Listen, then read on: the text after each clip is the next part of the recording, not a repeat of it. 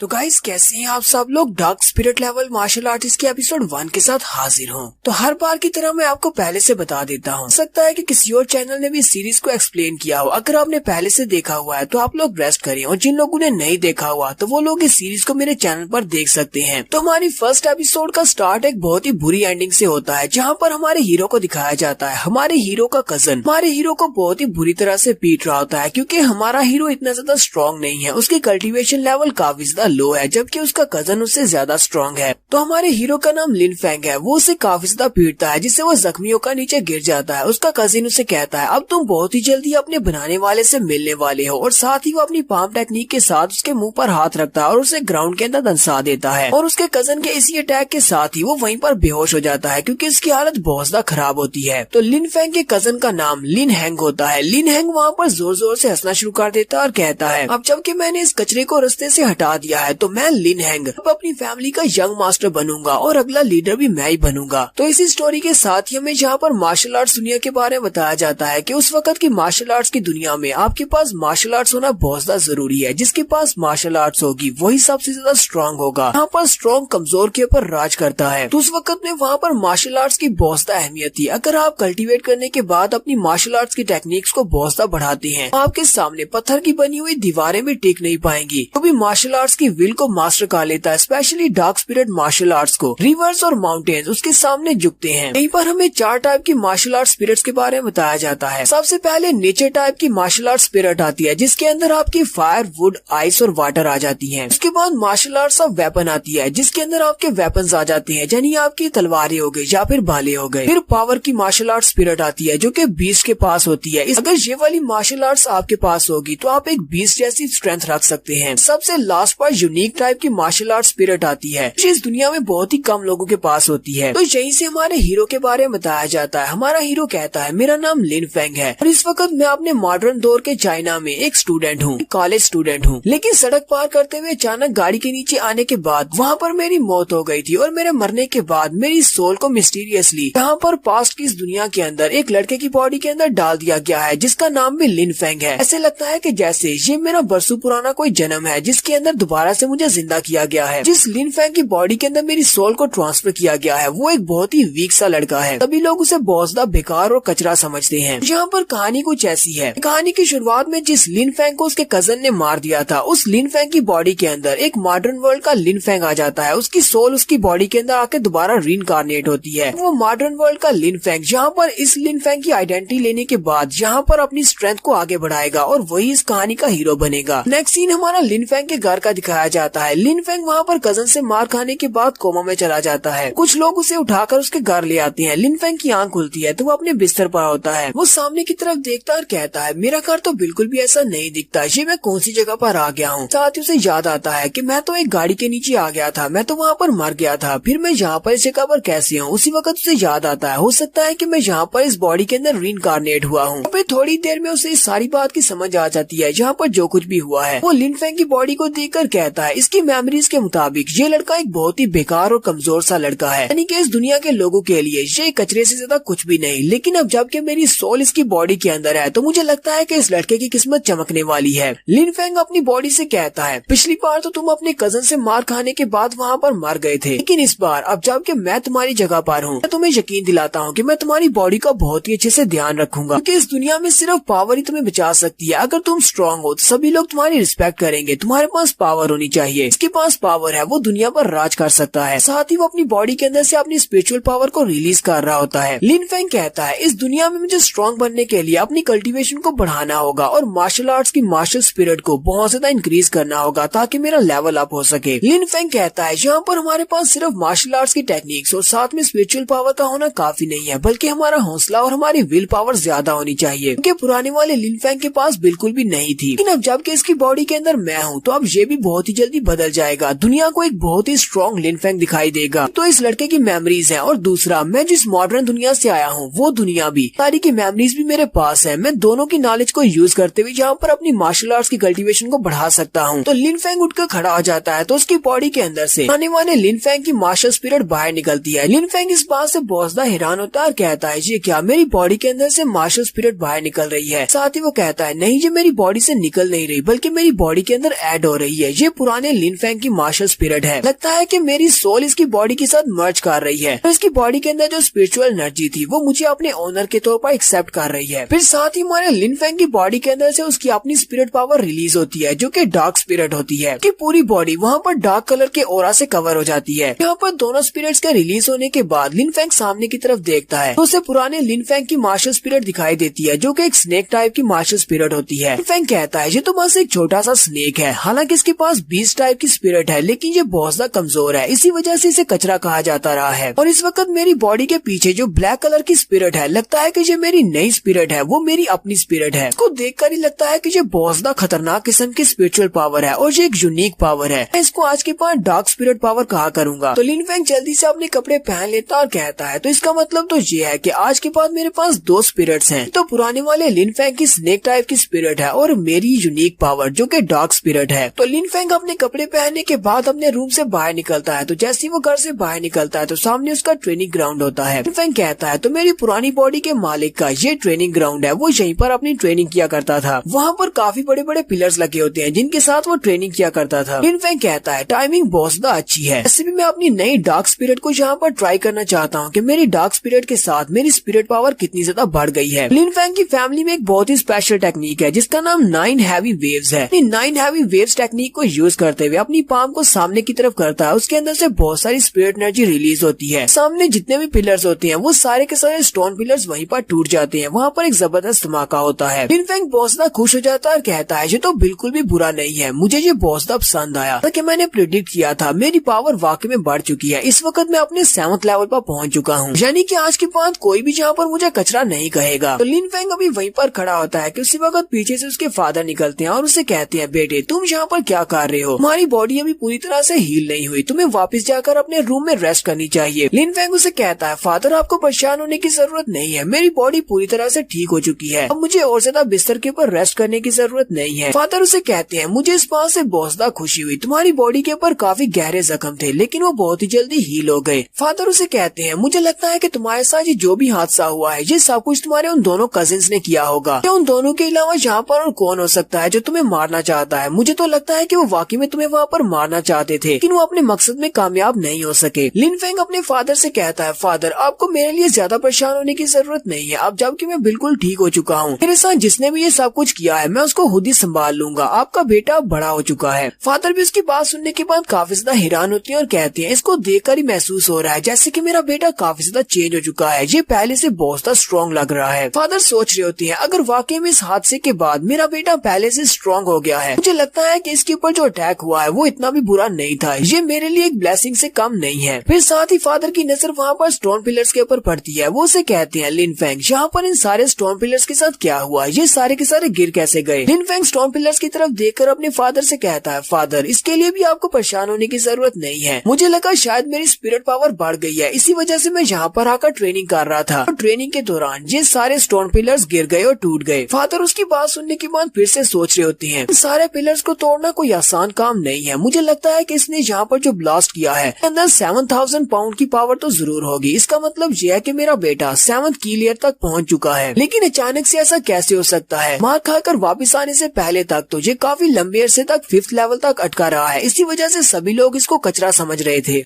कि मेरे बेटे की पावर्स फाइनली अवेकन हो चुकी हैं और मेरा बेटा बाकी सभी से बहुत ज्यादा अमेजिंग है और बहुत ही जल्दी ये बहुत ज्यादा स्ट्रॉन्ग हो जाएगा। तो फादर काफी ज्यादा खुश हो जाते हैं और लिन फेंग से कहते हैं कल की मीटिंग में तुम मेरे साथ आना, वहाँ पर बाप बेटा सभी लोगों को बता देंगे हम लोग कितने ज्यादा स्ट्रॉन्ग हैं, क्योंकि मुझे लगता है कि तुम्हारे अंकल कल कोशिश करेंगे मुझे फैमिली हेड की पोजीशन से हटाने की। लिन फेंग उनसे कहता है फादर कल मैं आपके साथ जरूर वहाँ पर जाऊंगा और वहाँ पर जाने के बाद उन सभी को दिखा दूंगा हाँ तो आप फैमिली हेड की पोजीशन से हटने वाले हैं और ना ही आपका बेटा कोई कचरा है। फादर उसे कहते हैं चलो ठीक है फिर कल हम लोग फैमिली मीटिंग में जाएंगे, लेकिन फिलहाल के लिए तुम्हें जाकर रेस्ट करनी चाहिए, तो तुम्हारी बॉडी के ऊपर अभी भी काफी सारे जख्म हैं, मैं चाहता हूँ कि तुम अच्छे से रेस्ट करो। इतना कहने के बाद फादर वहाँ से चले जाते हैं। लिन फेंग कहता है मुझे अभी भी इस बात पर यकीन नहीं हो रहा कि मैं दोबारा से रीइंकार्नेट हो चुका हूँ। लिन फेंग रात के वक्त अपने घर की छत के ऊपर खड़ा होता है और कहता है बहुत सारी नॉवेल्स और मांगा सीरीज के अंदर मार्शल आर्टिस्ट के बारे में इस तरह की कहानियां पढ़ी हैं। मार्शल आर्टिस्ट मरने के बाद दोबारा से रिवाइव हो जाते हैं और अपना बदला लेते हैं जिन्होंने उनको मारा होता है। लेकिन आज मैं जहाँ पर दोबारा से किसी लड़के की बॉडी के अंदर हूँ जहाँ पर ये लोग एक दूसरे से बदला लेने की बात कर रहे हैं। हालांकि उन सारी कहानियों को पढ़कर मुझे भी बहुत ज्यादा शौक था मार्शल आर्ट्स की दुनिया में जीने का। फाइनली मेरा ये सपना पूरा हो गया है। अब मुझे एक दूसरा मौका मिला है अपनी जिंदगी गुजारने का, तो मैं फाइनली बहुत ही स्ट्रॉन्ग बनूंगा और इस लिन फैंग की पुरानी बॉडी के साथ जिसने भी जो कुछ बुरा किया है मैं उन सभी के साथ उतना ही बुरा करूंगा जितना उन्होंने मेरे साथ बुरा किया है। मैं सभी से बदला लूंगा और मैं अपनी इस नई लाइफ को एक बहुत ही स्ट्रॉन्ग मार्शल आर्टिस्ट बनकर गुजारूंगा। मेरी नई लाइफ और इसके नए एडवेंचर्स बहुत ज्यादा पावरफुल होने वाले हैं। यहीं से मेरी इस एक्स्ट्रा ऑर्डिनरी लाइफ की शुरुआत होने वाली है और यहीं पर हम लोग अपनी एपिसोड 1 का एंड करेंगे। एपिसोड की एक्सप्लेनेशन अच्छी लगी हो तो कमेंट करके जरूर बताइए।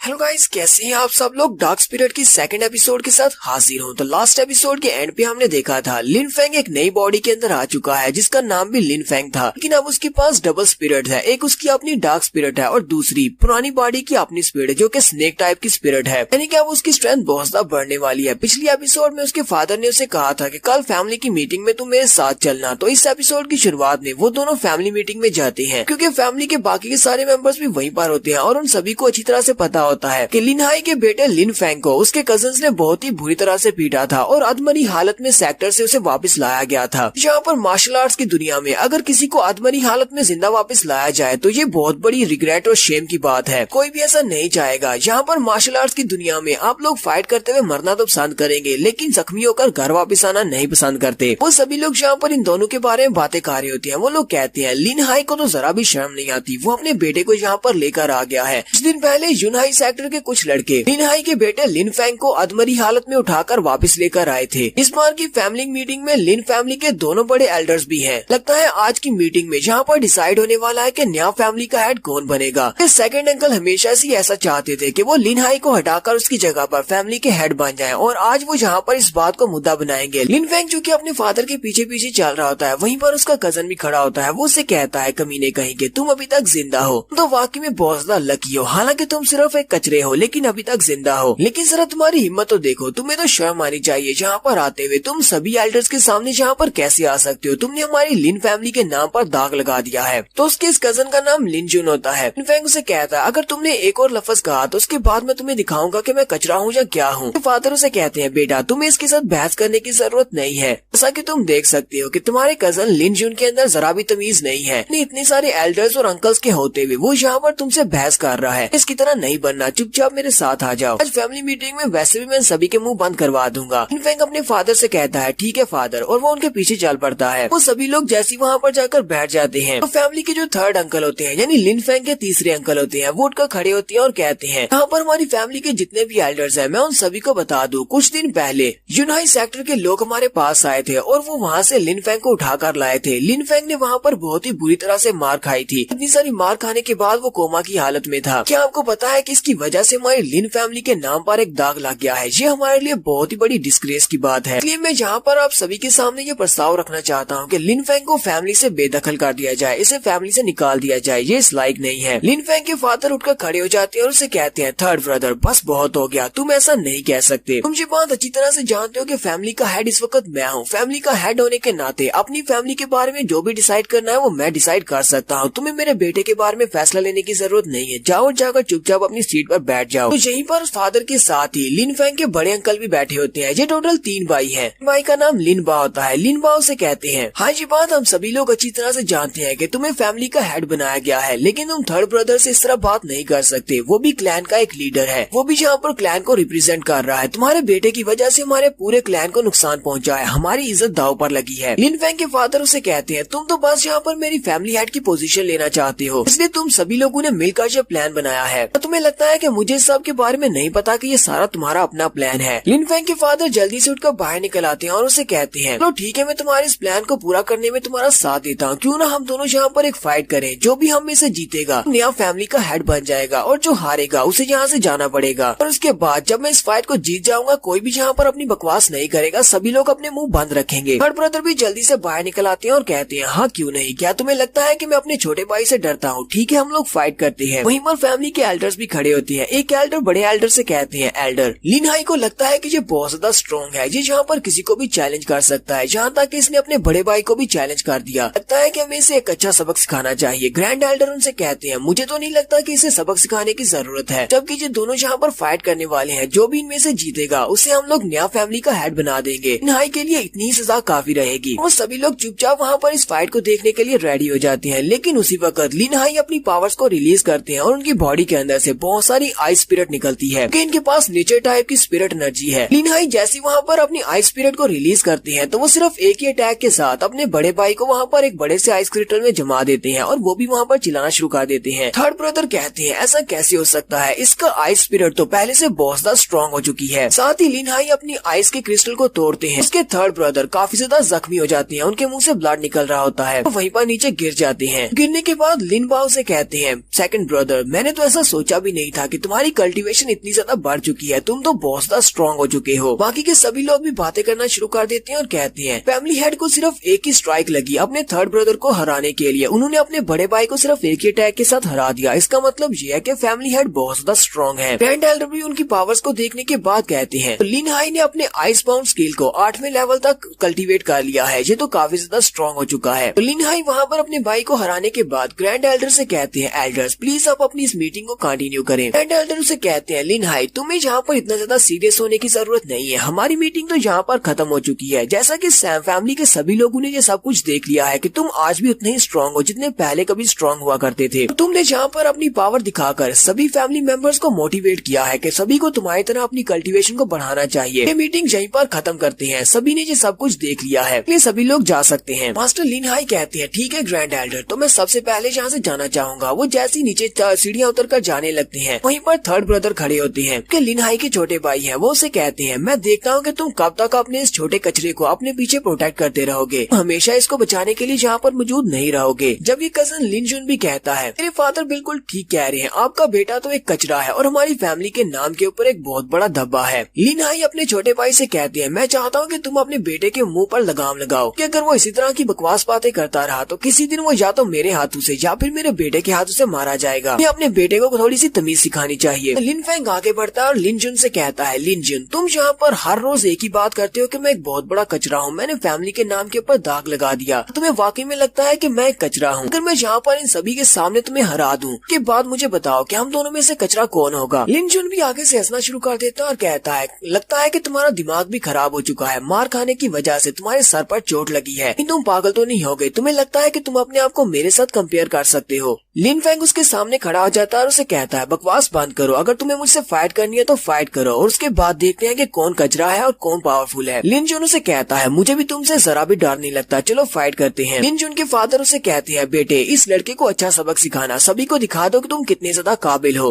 लिन जुन लिन फैंग से कहता है, लिन फैंग हम दोनों यहाँ पर एक बैट लगाते हैं, मैं तुम्हें 3 पंचेस मारूंगा, अगर तुमने मेरे 3 पंचेस को ब्लॉक कर लिया मैं हार जाऊंगा। बाद में तुम ऐसा ना कहो कि मैं तुम्हें चांस नहीं दे रहा, इसलिए मैं तुम्हें ये मौका दे रहा हूँ। लिन फैंग उसकी बात सुनने के बाद कहता है, चलो मैं भी तुम्हें यहाँ पर एक मौका देता हूँ, तुम्हें सिर्फ मेरे एक ही पंच को ब्लॉक करना होगा, अगर तुमने मेरे एक पंच को ब्लॉक कर लिया तो मैं हार जाऊंगा। सुनने वाले भी बहुत ज्यादा हैरान हो जाते हैं और कहते हैं, कहीं ये लिन फैंग पागल तो नहीं हो गया? लगता है कि इसके सर पे कुछ ज्यादा ही गहरी चोट लगी है, लगता है कि ये लिन जुन को सिर्फ एक ही पंच के साथ हरा सकता है। लिन जुन बहुत ज्यादा गुस्सा आ जाता है और उसे कहता है, तुम्हारी हिम्मत कैसे हुई यहाँ पर सभी लोगों के सामने मेरी इंसल्ट करने की, जबकि तुम भी ये बात अच्छी तरह से जानते हो कि तुम एक पंच के साथ मुझे नहीं हरा सकते। तुमने यहाँ पर सभी के सामने मेरी इंसल्ट किया, इसलिए तो आज मैं तुम्हें यहाँ पर नहीं छोड़ूंगा, मैं तुम्हें मारने वाला हूँ। जबकि हमारा लिन फैंग जल्दी से अपने पंच के ऊपर अपनी डार्क स्पिरिट को रिलीज करता है और उसे कहता है, चलो ठीक है अब फाइट करते हैं। और वो दोनों ही अपनी अपनी स्पिरिट पावर्स को रिलीज करते हैं। जैसे ही वहाँ पर अपनी स्पिरिट पावर्स को रिलीज करते हैं, लिन फैंग सामने की तरफ अपने हाथ को करते हुए अपनी 9 हैवी वेव्स टेक्निक को यूज करता है और लिन फैंग की उस डार्क स्पिरिट की वजह से उसकी 9 हैवी वेव्स की टेक्निक बहुत ज्यादा पावरफुल हो जाती है, उसकी पाम की से बहुत सारी एनर्जी निकलती है। लिन जुन ये देखने के बाद बहुत ज्यादा घबरा जाता है और कहता है, मुझे इतना ज्यादा प्रेशर क्यों महसूस हो रहा है, जैसे कि ये मुझे पूरे का पूरा निगल जाएगा। लिन फैंग की ब्लैक एनर्जी उसकी चेस्ट के ऊपर आकर टकराती है और उसी के साथ ही लिन जुन पीछे की तरफ गिर जाता है और जोर जोर से चिल्लाना शुरू कर देता है, साथ ही उसके मुंह से ब्लड निकल रहा होता है क्योंकि वो बहुत ज्यादा जख्मी हो जाता है। देखने वाले भी बहुत ज्यादा हैरान होते हैं और बातें कर रहे होते हैं कि यहाँ पर लिन फैंग ने सिर्फ एक ही पंच के साथ लिन जुन को हरा दिया है, जिसका लेवल उससे अप है। क्या ये वाकई में लिन फैमिली का वही कचरा है जिसके बारे में हम लोग रोज बातें करते हैं कि ये फैमिली के नाम पर एक दाग है? लिन जुन भी मार खाने के बाद कहता है, तुम तो सिर्फ 5th लेयर पर थे, तुम अपनी 5th की लेयर से आप कैसे हुए? हमारे पास इतनी ज्यादा स्ट्रेंथ कैसे हो सकती है? लिन फेंग लिन जुन को हराने के बाद उसे कहता है, लिन जुन तुम हमेशा ही मेरे बारे में कहते हो कि मैं फैमिली के नाम पर दाग हूँ और मैं कचरा हूँ, मैं बेकार इंसान हूँ, लेकिन तुम तो यहाँ पर मेरे एक पंच को भी बर्दाश्त नहीं कर पाए और हार कर यहाँ पर ग्राउंड पर पड़े हो, तो इसका मतलब तो ये हुआ कि तुम मुझसे भी बड़े कचरे हो। फिर साथ ही वो अपने अंकल से कहता है, छोटे अंकल अब भी हमेशा अपने बेटे की तरह हमेशा ये बात करते हैं कि मैं एक कचरा हूँ। हालांकि आपको सीनियर होने के नाते मेरे बारे में इस तरह की बात नहीं करनी चाहिए थी। अब जबकि आपका बेटा वहाँ पर मेरी जगह पर पड़ा है, तो अब आप अपने बेटे को कचरा कहेंगे या नहीं कहेंगे? क्योंकि तुम्हारा बेटा इस वक्त मुझसे भी ज्यादा बुरी हालत में है। लिन जुन हारने के बाद लिन फेंग से कहता है, हाँ ठीक है, तुम मुझसे स्ट्रांग हो सकती हो, तुमने यहाँ पर किसी न किसी तरह मुझे हरा दिया है, लेकिन तुम्हें यहाँ पर शो ऑफ करने की जरूरत नहीं है, क्योंकि इस दुनिया में यहाँ पर हर तरफ मार्शल आर्ट्स है, तुम में से हमेशा कोई ना कोई स्ट्रांग जरूर होगा। लिन फेंग उसे कहता है, तुम्हें किसने कह दिया कि मैं यहाँ पर शो ऑफ कर रहा हूँ? मुझे ये बात अच्छी तरह से पता है कि मुझसे कोई ना कोई स्ट्रांग है, मैं यहाँ पर शो ऑफ नहीं कर रहा, मैं तो बस यहाँ पर तुम्हारे उस फेवर को वापस कर रहा हूँ। तुम लोग मुझे कचरा कहते थे, तो मैंने यहाँ पर तुम्हें हराकर ये बात साबित कर दिया कि मैं कचरा नहीं बल्कि तुम लोग कचरे से भी ज्यादा बुरे हो। आज के बाद उन सभी लोगों के साथ बिल्कुल ऐसा ही होगा, जो दूसरों को बुरा कहेंगे उनके साथ बुरा ही होगा। साथ ही हमारा लिन फेंग आगे बढ़ता है और अपने डैड से कहता है, डैड चलो घर वापस चले। उसके डैड भी इस बात से बहुत ज्यादा खुश हो जाते हैं कि उनके बेटे ने जहाँ पर सभी लोगों के सामने उसकी इज्जत बढ़ा दी और कहते हैं, ठीक है बेटा घर चलते हैं। और यहीं पर हम लोग अपनी एपिसोड 2 का एंड करेंगे। एपिसोड की एक्सप्लेनेशन अच्छी लगी हो तो कमेंट करके जरूर बताइएगा। चैनल को सब्सक्राइब कर दे, वीडियो को लाइक और शेयर कर दे। शुक्रिया। तो गाइस कैसे हैं आप सब लोग? Dark spirit level martial artist के एपिसोड 3 के साथ हाजिर हो। अगर आप मेरे चैनल पर नए हैं और अभी तक चैनल को सब्सक्राइब नहीं किया हुआ तो जल्दी से चैनल को सब्सक्राइब कर दे, वीडियो को लाइक और शेयर कर दे। शुक्रिया। तो लास्ट एपिसोड के एंड पे हमने देखा था लिन फेंग अपने कजन को हराने के बाद वहाँ पर उन सभी को दिखा देता है कि वो कितना स्ट्रॉन्ग है। उन सभी को ये भी बता देता है कि आज के बाद जो भी बुरा करेगा उसके साथ बुरा ही होगा। वो अपने फादर से कहता है, फादर चलो यहाँ से चलते हैं। और फादर इस बात से बहुत ज्यादा खुश होते हैं। वो अपने बेटे को देख देख कर फख्र महसूस कर रहे होते हैं। वो उसकी तरफ देखते हैं और कहते हैं, मेरा बेटा तो एक फिलोसोफर बन चुका है। यानी इसने ये लफ्ज कहाँ से सीखा है कि जो बुरा करेगा उसके साथ बुरा होगा। लगता है कि मेरा बेटा बड़ा हो गया है। ना सिर्फ इसने यहाँ पर अपनी कल्टीवेशन को बढ़ाया है और इसकी स्ट्रेंथ बढ़ी है, बल्कि इसकी नॉलेज भी काफी ज्यादा बढ़ चुकी है। एक बार इसकी बॉडी के अंदर जो इसकी स्नेक मार्शल आर्ट स्पिरिट है वो अवेकन हो जाए, फिर इसके बाद इसे पता चलेगा कि इसको कितना बड़ा तोहफा मिला है। इसके पास जो नेचर टाइप की स्नेक मार्शल आर्ट स्पिरिट है वो इसको इसकी माँ से मिली है और इसकी माँ एक बहुत ही स्ट्रॉन्ग वॉरियर थी। तो वो दोनों बाप बेटा फैमिली मीटिंग से वापस आते हैं। वापस आने के बाद लिन फेंग अपने फादर से कहता है, फादर मैं अपने सेक्टर में वापस जाना चाहता हूँ, वहाँ पर जाकर अपनी कल्टीवेशन को बढ़ाऊंगा। फादर उसे कहते हैं, लेकिन तुम्हें यूनाइट सेक्टर में वापस जाने की क्या जरूरत है? वहाँ पर जाने के बाद तुम फिर से अकेले हो जाओगे, यहाँ पर रहकर मेरी नजरों के सामने भी तो कल्टीवेट कर सकते हो। लिन फेंग अपने फादर से कहता है, फादर कुछ चीजें ऐसी हैं जिनको अवॉइड नहीं किया जा सकता। अगर मैं यहाँ पर घर पे रहकर कल्टीवेट करूंगा तो इन सभी लोगों के मुंह बंद नहीं होंगे। ये सभी लोग आपको बातें सुनाएंगे कि मैं अपने फादर के शेल्टर में छुपा हुआ हूँ। भी लोग मुझे अभी भी कमजोर समझेंगे। मैं बाहर निकलकर दुनिया को देखना चाहता हूँ और वहाँ पर जाकर कल्टीवेट करूंगा और स्ट्रॉन्ग बनूंगा। लिन हाई उसे कहती है, बेटा अगर वाकई में तुम अपने सेक्टर में वापस जाना चाहते हो तो ठीक है, तुम जा सकते हो, मैं तुम्हें नहीं रोकूंगा। लिन फेंग कहता है, फादर आपको बिल्कुल भी परेशान होने की जरूरत नहीं है। मैं सेक्टर में जाने के बाद इतना ज्यादा स्ट्रॉन्ग बनूंगा, जहाँ पर वापस आने के बाद सबको दिखा दूंगा कि हमारी फैमिली हेड बनने के लिए ही बनी है। लिन हाई उसे कहती है, तुम्हारे फादर को तुम्हारे पर पूरा यकीन है कि तुम एक दिन बहुत ही स्ट्रॉन्ग मार्शल आर्टिस्ट बनोगे, कि तुम्हें फिर भी बहुत ज्यादा ध्यान रखना होगा क्योंकि तुम्हें पता है कि तुम्हारे कजन्स भी वहीं पर हैं। लिन फेंग अपने फादर से कहता है, ठीक है फादर मैं इस बार ध्यान रखूंगा। साथ ही वो अपने घोड़े पर बैठ जाता है और कहता है, चलें ठीक है फादर अब गुड बाय, मैं जा रहा हूँ। तो यहाँ से हमारे लिन फेंग की जर्नी स्टार्ट होती है। लिन फेंग अपने घोड़े पर बैठकर अपने सेक्टर की तरफ निकल पड़ता है। उसके सेक्टर का नाम यूनाई सेक्टर है। तो 10 दिन के बाद वो अपने यूनाई सेक्टर में पहुँच जाता है। जैसे वो वहाँ पर दरवाजे पर पहुँचता है, दरवाजे पे तो गार्ड्स खड़े होते हैं। वो उसे वहीं पर रोक लेते हैं, उसे पहचानते हैं। वो उसे कहते हैं, लिन फेंग तुम्हारी हिम्मत कैसे हुई यहाँ पर वापस आने की? लास्ट टाइम तुम यहाँ पर आदमरी हालत में थे जब हम तुम्हें उठाकर तुम्हारी फैमिली को वापस देकर आए थे, लेकिन तुम फिर उठाकर यहाँ पर चले आए हो। तुम्हारी वजह से हमारे सेक्टर का नाम बदनाम हुआ है। लिन फेंग उन दोनों से कहता है, मुझे सेक्टर मास्टर ने अभी तक सेक्टर से निकाला नहीं है, तो फिर तुम दोनों के पास कोई भी राइट नहीं है कि तुम मुझे अंदर ना जाने दो। मैं अभी भी इस सेक्टर का एक स्टूडेंट हूँ। इसके अलावा थोड़ी देर पहले तो एक लड़का यहाँ से गुजरा था, तुम लोगों ने उसको क्यों नहीं रोका? मुझे यहाँ पर क्यों रोक रहे हो? गार्ड उसे कहता है, क्या तुम्हें पता भी है थोड़ी देर पहले जो लड़का गुजरा था वो एक इनर सेक्टर डिसाइपल है। हमारे जैसा कचरा तो उसके साथ कंपेयर भी नहीं किया जा सकता। चलो जल्दी से यहाँ से भाग जाओ। जबकि हमारा लिन फेंग सोच रहा होता है यहाँ पर भी वही रूल है।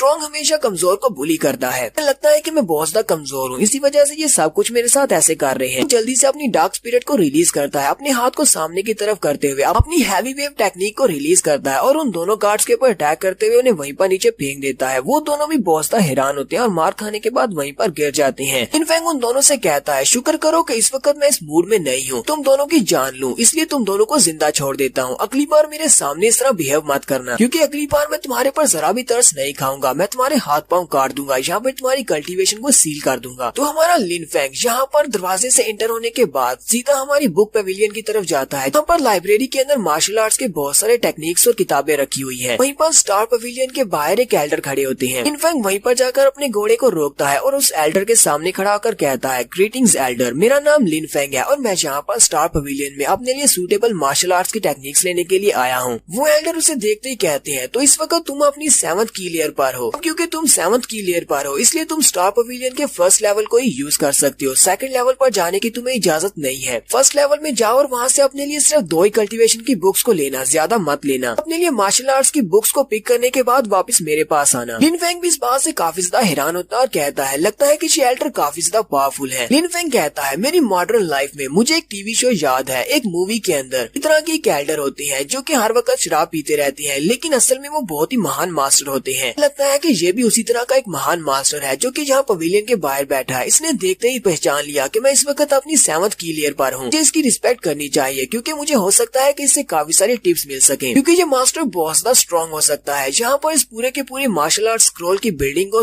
गाइड करने के लिए यानी गार्ड करने के लिए सिर्फ एक ही मास्टर है। तो हमारा लिन फेंग सामने पवेलियन की तरफ चलना स्टार्ट करता है और कहता है, अब वाकई में मुझे लग रहा है कि चाहे मैं कितना ही स्ट्रॉन्ग क्यों ना बन जाऊँ, हमेशा मुझसे कोई ना कोई ज्यादा स्ट्रॉन्ग होगा। इसलिए मुझे अपने आप को इतना स्ट्रॉन्ग बनाना है कि मुझसे ऊपर कोई भी स्ट्रॉन्ग ना हो। हमारा लिन फेंग स्टार पवेलियन के अंदर चला जाता है और वहाँ पर बुक शेल्फ्स के अंदर से बुक्स निकालता है जिसके ऊपर मार्शल आर्ट्स की टेक्निक्स लिखी होती है। वहाँ पर एक 7 किल फिस्ट के नाम से टेक्निक होती है जो कि फिस्ट के लिए होती है, जिससे आप अपनी फिस्ट की टेक्निक की पावर को बढ़ा सकते हैं। ये वाला मार्शल आर्ट्स का स्किल ये 20 टाइप की पीरियड वाले फाइटर्स के लिए है। फिर वहाँ पर उसे एक हॉरिकेन स्लाइस के नाम से मूव दिखाई देता है। वो उसे कहता है, लेकिन ये तो नेचर टाइप के लोगों के लिए है, ये मेरी स्पिरिट के लिए सूटेबल नहीं है। फिर साथ ही उसे वहाँ पर एक रैम्पेजिंग बुल के नाम से मार्शल आर्ट्स की टेक्निक मिलती है। वो कहता है ये भी 20 टाइप के लोगों के लिए है। लिन फेंग यहाँ पर हमें मार्शल आर्ट्स के स्किल्स के बारे में बताता है। वो कहता है, बहुत सारे मार्शल आर्टिस्ट ऐसे होते हैं जो कि स्किल्स को अपनी स्पिरिट की नेचर के मुताबिक चूज करते हैं कि अगर वो कोई ऐसा स्किल सीखेंगे जो कि उनकी नेचर के मुताबिक नहीं होगा, उनकी स्पिरिट से मैच नहीं करेगा, तो वो उनके लिए बेकार होगा, वो उसके ऊपर सिर्फ टाइम वेस्ट करेंगे। लेकिन मेरे पास एक बहुत ही यूनिक पावर है, मेरे पास डार्क स्पिरिट है जो एक यूनिक स्पिरिट है। मुझे नहीं पता कि इसके लिए कौन सा स्किल सूटेबल रहेगा। फिर ऐसा भी हो सकता है कि मैं यहाँ से कोई भी रैंडम मार्शल आर्ट्स का स्किल उठा सकता हूँ और वो मेरी स्पेशल डार्क स्पिरिट के साथ सूटेबल हो। लिन फेंग कहता है, लेकिन फिर भी मैं यहाँ पर कोई भी रैंडमली स्किल चूज नहीं कर सकता, मुझे किसी बहुत ही स्पेशल स्किल को चूज करना होगा। वहाँ पर काफी देर तक अपने लिए सर्च करता रहता है ताकि वो वहाँ से कोई ऐसा यूनिक स्किल ढूंढ सके जिस स्किल को कोई दूसरा नहीं सीखता। वहाँ पर उसे एक स्वर्ड ड्राइंग स्किल के नाम से स्किल मिलता है, ठीक है, तलवार को निकालने का स्किल। लिन फेंग कहता है, मैंने पहले कभी इस स्किल के बारे में क्यों नहीं सुना, ये भी कोई स्किल होता है कि अपनी तलवार को निकालना। तलवार को निकालना तो बहुत आसान होता है। जैसे वो उस बुक को खोलता है और उसके अंदर पढ़ता है तो वो काफी ज्यादा हैरान होता है कि हमारे स्वर्ड किंग सीरीज के अंदर हमारे हीरो ने भी ड्रा स्वर्ड टेक्निक को सीखा था। ये भी जहाँ पर ड्रा स्वर्ड टेक्निक को ही सीखने वाला है। उस बुक के अंदर पढ़ने के बाद वो हैरान होता है और कहता है, जब हम लोग अपनी तलवार को निकालते हैं वो एक तलवार बाज के लिए बहुत ही क्रिटिकल मूवमेंट होती है। इतनी तेजी के साथ हम अपनी तलवार को निकालेंगे, ये डिसाइड करेगा कि सामने वाले से हम लोग फाइट को जीतेंगे या हारेंगे। इस बुक के अंदर लिखा हुआ है कि जब भी आप किसी को मारने के लिए तलवार निकालें तो आपकी तलवार की स्ट्राइक के साथ किसी न किसी को मरना चाहिए, आपकी तलवार के ऊपर ब्लड लगना चाहिए। ये वाली ड्रा स्वर्ड मेथड ये तुम्हारे इस मकसद को अचीव करने में तुम्हारा साथ देगी। सिर्फ एक मूव के साथ ही तुम अपने दुश्मन को चौंका भी दोगे और मार भी डालोगे। लिन फेंग कहता है, ये वाला मूव काफी ज्यादा अच्छा है तो मैंने डिसाइड कर लिया है मैं इसी मूव को सीखूंगा। तो लिन फेंग ने यहाँ पर अपने लिए पहली मार्शल आर्ट्स की टेक्निक चूज कर लिया। फिर वो कहता है, जबकि मैंने यहाँ पर ड्रा स्वर्ड मेथड को चूज किया है तो मुझे इसके साथ साथ स्पीड की जरूरत पड़ेगी। मुझे लगता है कि मुझे अपना दूसरा स्किल स्पीड के रिलेटेड चूज करना चाहिए, कोई ऐसा स्किल जिससे मेरी फुट स्टेप्स टेक्निक बहुत ज्यादा बढ़ जाए और मुझे स्पीड मिले। क्योंकि अगर मेरी फर्स्ट टेक्निक बेकार हो जाती है, ड्रा स्वर्ड मेथड के साथ मैं सामने वाले को नहीं मार सकता, तो मुझे वहाँ से भागना पड़ेगा। तो इसके लिए मुझे फ्लैश स्टेप सीखना चाहिए। वहाँ पर काफी देर तक सर्च करने के बाद उसे एक स्पेशल स्किल मिलता है जिसका नाम फ्लीटिंग शैडो होता है। उसको ओपन करता है तो उसके अंदर लिखा होता है, अगर तुम इसको हाईएस्ट रैंक तक मास्टर कर लेती हो तुम लाइट की स्पीड से भाग सकती हो, कोई भी तुम्हें देख भी नहीं पाएगा। स्पेशल मूव की खासियत ये है कि सामने वाला अगर तुम्हें देख भी लेता है तो तुम्हारे शैडो को देखने का उसके उसके पास इतना वक्त नहीं होगा क्योंकि तुम्हारा शैडो भी इसके साथ साथ इम्प्रूव होगा। लिन फेंग कहता है ये तो बहुत ही अच्छा हो गया, मुझे अपने दोनों मार्शल आर्ट्स के स्किल मिल चुके हैं तो मैं इन्हीं दोनों मार्शल आर्ट्स के स्किल को सीखने वाला हूँ। लिन फेंग अपनी दोनों बुक्स को लेने के बाद बाहर आ जाता है और आकर उस एल्डर को दिखाता है। एल्डर वो देखकर कहता है वाकई में तुमने बहुत ही अच्छी मार्शल आर्ट्स की स्किल्स को अपने लिए चूज किया है। मास्टर काफी ज्यादा हैरान होते हैं और कहते हैं क्या वाकई में तुम इस बारे में श्योर हो कि तुम ड्रासवर्ड मेथड को ही सीखना चाहते हो? यहाँ पर तो और भी बहुत सारी टेक्निक्स रखी हुई थी। साथ ही मास्टर से कहते हैं क्या तुम्हें पता है उसे मैं स्टार पवेलियन का रक्षक बना हूँ। आज तुम पहले इंसान हो जो ड्रासवर्ड मेथड की बुक लेकर बाहर आए हो। अगर तुम ड्रासवर्ड मेथड को हाई रैंक तक मास्टर कर लेते हो तो ये एक बहुत ही हाई रैंक की मार्शल आर्ट्स टेक्निक है, बहुत ज्यादा स्ट्रॉन्ग हो जाओगे। लेकिन अगर तुम इस स्किल को पुल करने में नाकाम रहती हो तो तुम मारे भी जा सकती हो। क्या तुमने ये सब कुछ सोच लिया है? लिन फेंग उनसे कहता है एल्डर आपका बहुत बहुत शुक्रिया मुझे यहाँ पर एडवाइस देने के लिए, लेकिन मुझे लगता है कि मुझे यही स्किल सीखना चाहिए। क्योंकि मास्टर भी सोच रहे होते हैं इस लड़के ने यहाँ पर फ्लीडिंग शैडो टेक्निक को भी चूज किया है कि इस लड़के को कम्प्लीटली पता है कि इसे अपने लिए कौन से मार्शल आर्ट्स के स्किल को सीखना चाहिए। तो एक जीनियस लड़का है। एल्डर उसे कहते हैं तुम्हारी आंखों में मुझे दिखाई दे रहा है कि तुम एक दिन एक महान वॉरियर बनोगे। मास्टर जल्दी से अपने पास से उन्होंने जो बेल्ट पहना होता है उसको बाहर निकाल लेते हैं। असल में वो एक बेल्ट नहीं होता बल्कि एक सॉफ्ट तलवार होती है। वो उसे कहते हैं ये एक सॉफ्ट तलवार है, इस तलवार को मैं बेल्ट की तरह यूज कर रहा हूँ और कभी इसको फाइट में यूज करने का मौका नहीं मिला। ये तलवार मैं तुम्हें गिफ्ट में देना चाहता हूँ, जाओ और जाकर इसके साथ अपनी ट्रेनिंग को स्टार्ट करो। लिन फेंग भी काफी ज्यादा खुश हो जाता है, कहता है एल्डर आपका बहुत बहुत शुक्रिया। एल्डर उसे कहते हैं मेरी तारीफ करना बंद करो, अब जाओ और जाकर ट्रेनिंग करो, मैं भी देखना चाहता हूँ कि तुम एक दिन कितने महान वॉरियर बनोगे। लिन फेंग कहता है फिर भी एल्डर आपका बहुत बहुत शुक्रिया, आपने जहाँ पर मुझे गाइडेंस दी और साथ में मुझे स्वर्ड भी दी, मैं आपकी तलवार का बहुत ही अच्छे से ध्यान रखूंगा। हमारा लिन फेंग वहाँ से चला जाता है, जबकि एल्डर भी काफी ज्यादा खुश होते हैं और कहते हैं अपने कई सालों के कैरियर के बाद मैं यहाँ पर एक लड़के को देख रहा हूँ जो कि एक बहुत ही अच्छा यंगस्टर है। इसके अंदर मुझे बहुत ज्यादा पोटेंशियल दिखाई दे रही है, लगता है कि ये फ्यूचर में एक बहुत ही अच्छा मार्शल आर्टिस्ट बनेगा। आजकल इस तरह के बच्चे नहीं बचे, जिसके पास पावर होती है वो बहुत ज्यादा एरोगेंट हो जाता है, लेकिन ये बच्चा बहुत ज्यादा मैनर वाला है। तो देखते हैं कि इस लड़के का फ्यूचर डार्क होता है या फिर ब्राइट होता है। और यहीं पर हम लोग अपनी एपिसोड 3 का एंड करेंगे। एपिसोड की एक्सप्लेनेशन अच्छी लगी हो तो कमेंट करके जरूर बताइएगा। चैनल को सब्सक्राइब कर दे, वीडियो को लाइक और शेयर कर दे। शुक्रिया।